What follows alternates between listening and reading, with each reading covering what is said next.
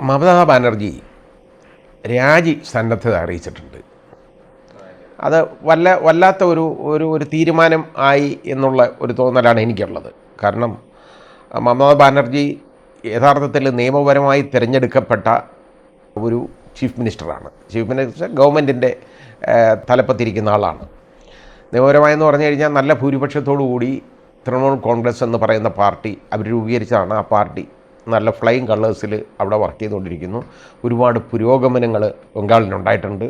അത് ബംഗാൾ സന്ദർശിക്കുന്ന ആൾക്കറിയാം. ഞാനൊക്കെ പണ്ട് ആദ്യം ബംഗാളിൽ പോകുമ്പോൾ എയർപോർട്ടിൽ ഇറങ്ങിയിട്ട് പോകുമ്പോൾ ചെറിയ ചെറിയ പെട്ടിക്കടകൾ പോലുള്ള വീടുകൾ, അതുപോലുള്ള ചെറിയ കടകൾ, റോഡിൻ്റെ തെരുവോരത്ത് ഇരുന്ന് കണ്ണാടി പിടിച്ചു കൊടുത്തിട്ട് ഷേവ് ചെയ്യിക്കുന്ന ആളുകൾ, അത് അവിടെ ബാർബർ ഇരുന്നിട്ട് റോഡിൻ്റെ അറ്റത്തൊരു ചെറിയ പഴയ ഒരു കണ്ണാടി ഇങ്ങനെ പിടിച്ചു കൊടുക്കുകയാണ്. അയാൾ കണ്ണാടി പിടിച്ചു വെച്ചുകൊണ്ട് അത് നോക്കിയിട്ട് ഇവിടെ ഷേവ് ചെയ്യിപ്പിക്കുക, അത് ചെയ്തുകൊണ്ടിരിക്കുകയാണ്.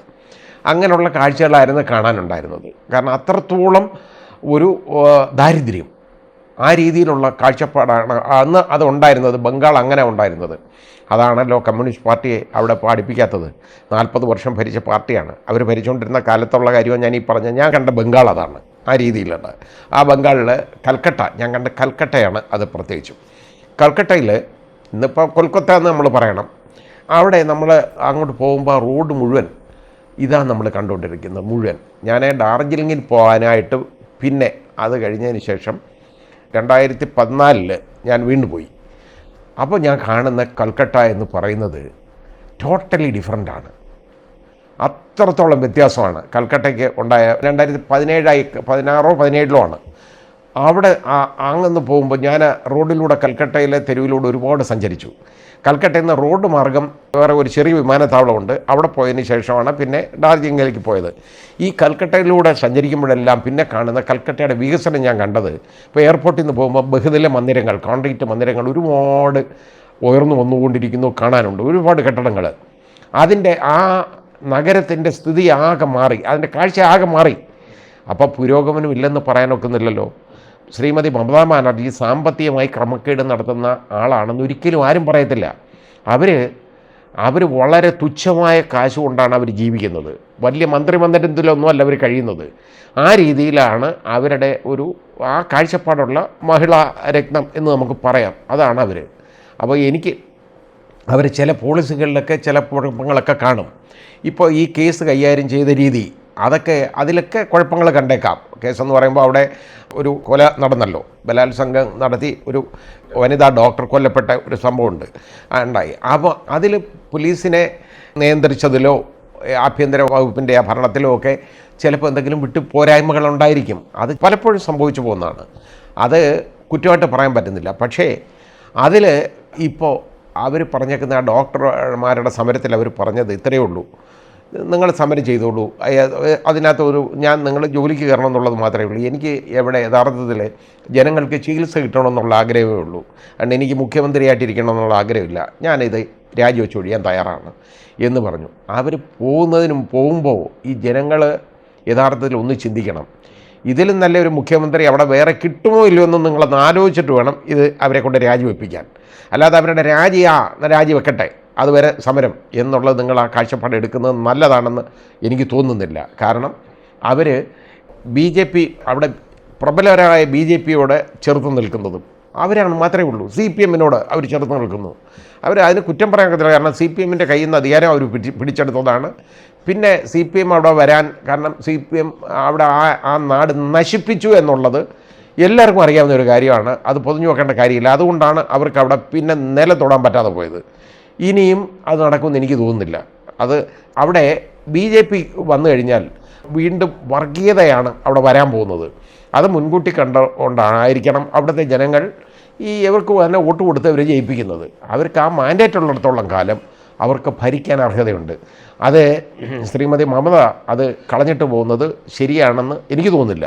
പിന്നെ അവിടുത്തെ ഗവർണർ, അദ്ദേഹം നമ്മൾ ആരാണെന്ന് നമുക്കറിയാം.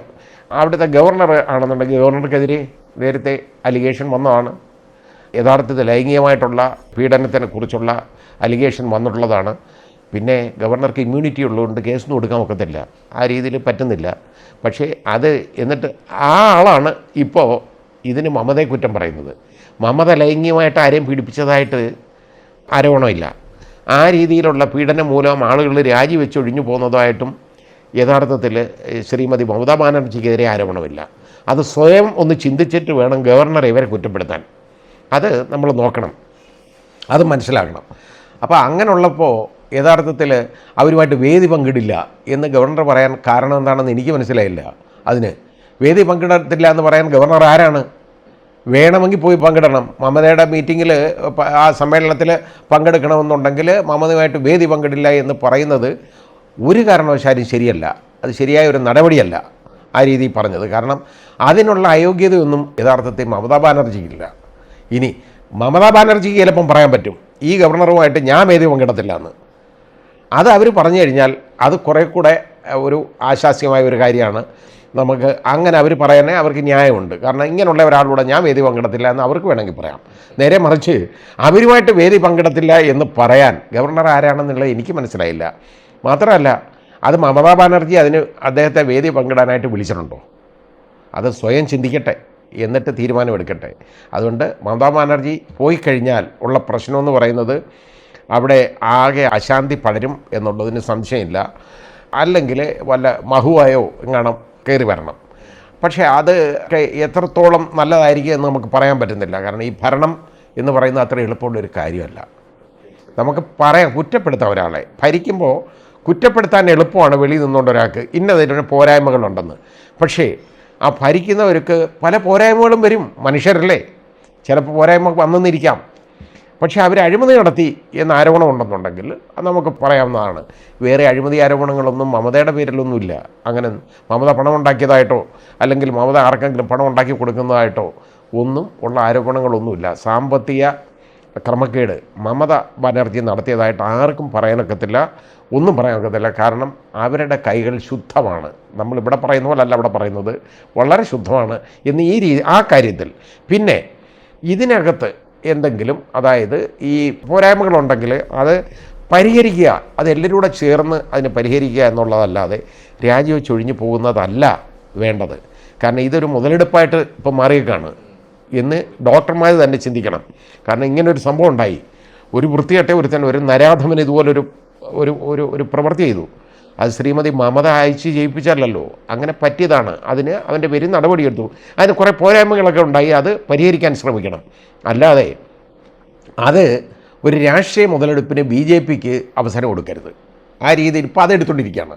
അത് ഗവർണർ ഉപയോഗിച്ചും അതുപോലെ ചെയ്തുകൊണ്ടിരിക്കുകയാണ്. ഇത് കൂട്ടി വായിക്കുമ്പോൾ മമതാ ബാനർജി ഈ പ്രഷറിൽ അടിപ്പെട്ടിട്ട് രാജിവെക്കുന്നു എന്ന് പറയുന്നത് ശരിയായ ഒരു നടപടിയല്ല.